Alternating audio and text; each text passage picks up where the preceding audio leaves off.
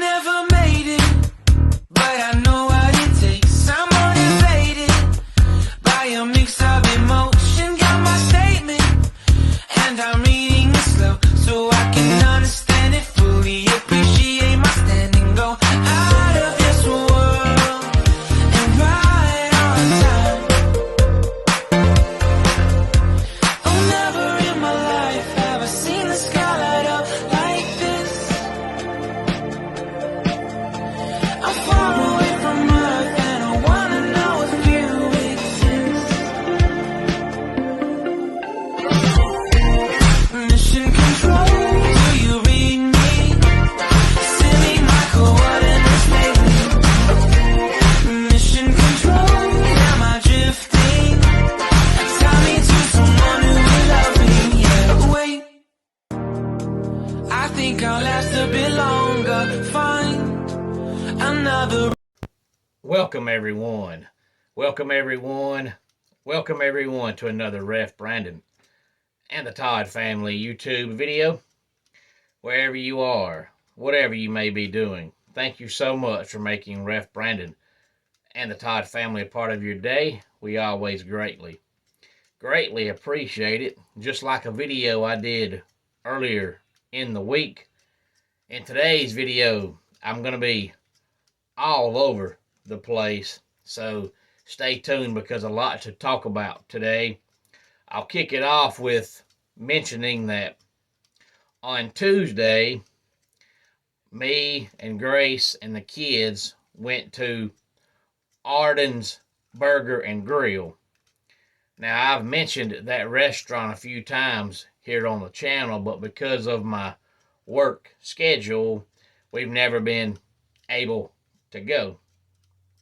But I'm on vacation this week, so we went on Tuesday, and I bring that up for one reason and one reason only. But the reason why we went is because the podcast that I do every Monday night with the Fan Boys with my man Jay, where we talk wrestling and racing, Arden's Burger and Grill sponsors that podcast. So my way to show them thanks for sponsoring our podcast was to go eat there. And I have talked to the owners on social media, but never in person. But he thought that since I am from Georgia, that I was a Bulldog fan. So he asked me, "Are you a Georgia fan?" And I said, "Oh no, I'm not." And he said, "Good, because I go to Clemson games all over. I have probably been to 25 or 30 different stadiums besides Clemson Stadium watching Clemson play. And the worst fans I have ever met are Georgia fans." And I said, "Yeah, I know. Believe me, I know. And that's the reason why I am not a Georgia fan." So it's always good to hear somebody else agree with my sentiment that 95% of Georgia fans are absolute pieces of doo-doo. But my man Eric is the exception. He is a wonderful person. If all Georgia fans could be like Eric, they would have the best fan base in the country. But the owner of Arden's did say that NC State fans aren't quite as bad as Georgia, but they are close. And then I want to say that if you have not seen the TV ratings for the women's college basketball national championship game from this past Sunday, we'll talk about how good the ratings were coming up here in a few minutes. But first, let's talk some NASCAR, because this past weekend, all three series were in action. The Craftsman Truck Series saw Carson Hocevar get his first career win. He's one of those that they've been hyping up for a couple of years now, and he just could not seem to get on the winning side.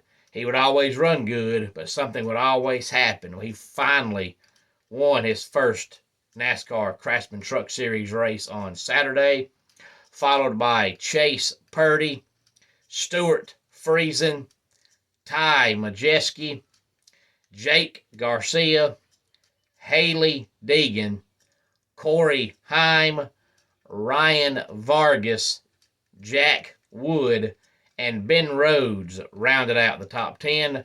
Craftsman Truck Series back in action on Saturday. It's the Weather Guard Truck Race on dirt from Bristol Motor Speedway Saturday at 8 o'clock on Fox Sports 1. This past weekend's race was at Texas, and the reason why I bring that up is because the Xfinity Series and the Cup Series were both at Richmond, but the Craftsman Truck Series was at Texas.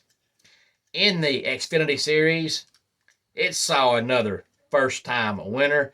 Chandler Smith has won in the Truck Series, but that was his first career win in the Xfinity Series, followed by John Nemechek, Josh Berry, Kaz Grala, Cole Custer, Sheldon Creed, Ryan Sieg, Parker Kligerman, Austin Hill, and Derek Kraus. And this weekend, the Xfinity Series has their first off weekend of the year. They will not be racing. And in the Cup Series on Sunday, Kyle Larson gets his first win of the year, followed by Josh Berry, who is still filling in for Chase Elliott and doing a admirable, phenomenal job. Ross Chastain, third. Christopher Bell, fourth. Kevin Harvick, fifth. Michael McDowell continues to run very well in that underfunded small team. He comes home sixth, followed by Joey Logano, Alex Bowman, Ty Gibbs, and Brad Keselowski. And the Cup Series back in action this Sunday night, Easter night, 7 o'clock on Fox, is the Food City Dirt Race from Bristol. And then we got to talk about golf for a minute. I'm not going to sit here and make you believe and make you think that I'm a golf guru, a golf aficionado, because I'm not. I'm not a golf historian. But when it comes to the Masters, you have to watch the Masters. If you don't watch the Masters, you're un-American. So I figure since the Masters starts today, it may even be underway depending on when you watch this video. We talk about some of the favorites to win the Masters this year. Of course, Scotty Scheffler is going to be a favorite because he won last year. After you win the Masters, you're going to be one of the favorites every year after that, unless you just flat out fall apart and struggle after that. Rory McIlroy is another favorite, followed by John Ram, Jordan Spieth, Cameron Smith, Justin Thomas, Patrick Cantlay, and Dustin Johnson are some of the favorites. And I'm going to go out on a limb and go ahead and say that Rory McIlroy finally gets his green jacket this year. I think he will win the Masters. Of course, the Masters is supposed to wrap up on Sunday, but the way the weather looks, this thing may leak into next Monday because it's looking ugly for Friday and Saturday, and in some places it's looking ugly on Sunday as well. And then we'll wrap up today's video by talking about women's college basketball. And if you have an opinion on why you think this is the case, please feel free to let me know, because for whatever reason, women's college basketball has just never been that popular.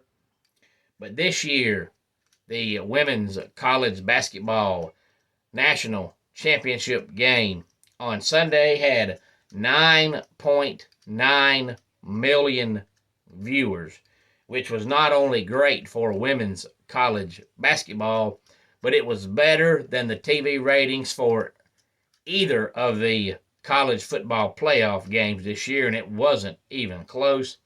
Now, I'm not going to sit here and try to make you believe that I'm saying that basketball is all of a sudden more popular than football, because I'm not saying that. But it's just strange to me that women's college basketball has never been that popular, and then all of a sudden Sunday, the TV ratings are almost 10 million viewers. But if you follow basketball or know anybody that does, then you know that not all, but for the most part, most basketball fans are different than baseball or football.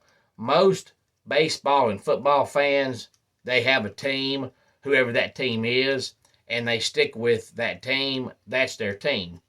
But very few basketball fans actually have a team. Most basketball fans follow a player. So they will like whatever college team that player plays for, and then when that player gets to the professional level, they'll pull for that player's team wherever that player goes. And then when that player changes teams, they change teams. For an example, look at Kevin Durant. There are millions of Kevin Durant fans, and every time he changes teams, they go out and get a new jersey for whatever new team he plays for.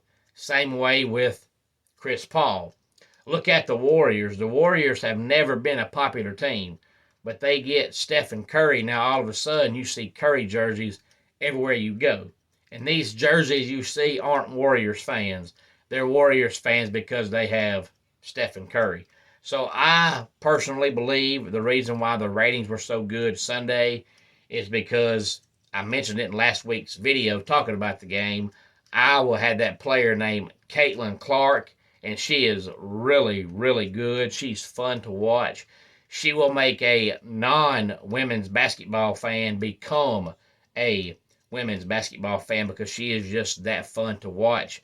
So I think since most basketball fans like superstars, that's why the ratings were so good, because you look at the men's college basketball national championship game, and it said the TV ratings were probably, if not the worst ever, close to the worst ever, but at least the worst in the modern era.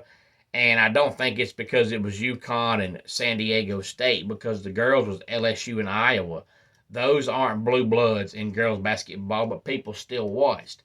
I think the reason why the men's was so bad is because UConn and San Diego State don't have superstars, and basketball fans like to watch superstars. Now, UConn's got a player named Sanogo that honestly, really, truly, if you watch him play, he is a superstar. But unless you're a diehard basketball fan, you don't know who that is. But he really is a superstar, and he was phenomenal all tournament long. He's one of the reasons why UConn won the national championship and won all 6 games by an average of 20 points, because he's just that good of a player. Any thoughts on any of this, please feel free to let me know. Homes for Our Troops is a publicly funded 501c nonprofit organization that builds and donates specially adapted custom homes nationwide for severely injured post 9/11 veterans. Since the 2004 inception, nearly 90 cents of every dollar spent has gone directly to our program services for veterans. Visit at hfotusa.org. Let's go ahead and get our dad joke of the day in here. My favorite word to say is drool. For whatever reason, it just rolls off the tongue. And that does it for today's Ref Brandon and the Todd Family YouTube video. Until next time, it's Ref Brandon saying, just like in pro wrestling, life can be over by the count of 3. Tell your friends and family how much you love them. Bye.